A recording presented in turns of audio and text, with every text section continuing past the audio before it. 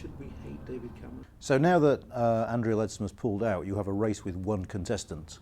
And the influential 1922 committee, which decides these things on behalf of Conservative MPs, has said that now Theresa May is the winner.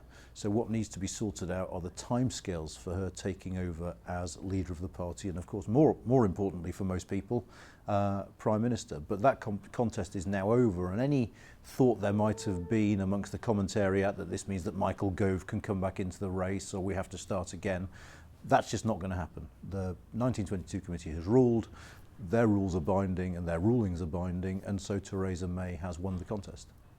Responsible. No, it's absolutely true. As for timing, there's been a lot of speculation about the fact that David Cameron wanted to stay on in power because he wanted to go to the G20 for his great farewell in September. I think his mentioning of October as the deadline for having a leader was predicated on the fact he thought there would be a contest. Personally, I think that she will want to take over sooner rather than later, not least because in the current context, uncertainty over Brexit, uncertainty over currency markets, we need leadership. And one of the reasons we're having all this uncertainty is that we have essentially a lame duck Prime Minister now. So I think people inside the government will be saying to her, take over as soon as possible and you can provide the leadership that is now lacking. Will be, or I mean, people, you've got to look at the politics of this, and the politics of this are UKIP. Now, UKIP's a big threat to... Now, I mean, obviously, one of the first things that she's going to have to deal with is the question of Brexit and the aftermath of the referendum. Theresa May's on record as saying that she won't trigger Article 50 until next year. Now, it remains to be seen whether that was predicated on the assumption that she wouldn't become Prime Minister until September or October, in which case I suppose it's feasible that she will do it earlier, or whether that was because she wanted enough time to think things through, to take soundings from other Europeans. We're in the middle of July now, most people are going to be on holiday in the other member states in August.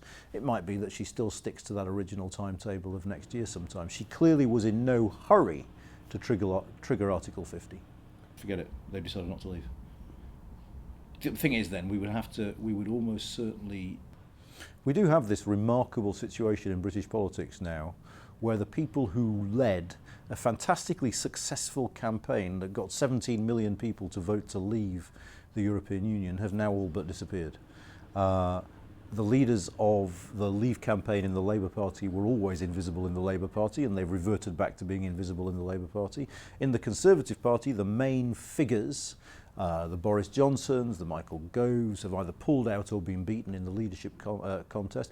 What will be interesting to see is who, if any of them, Theresa May decides to appoint to senior figures in her government.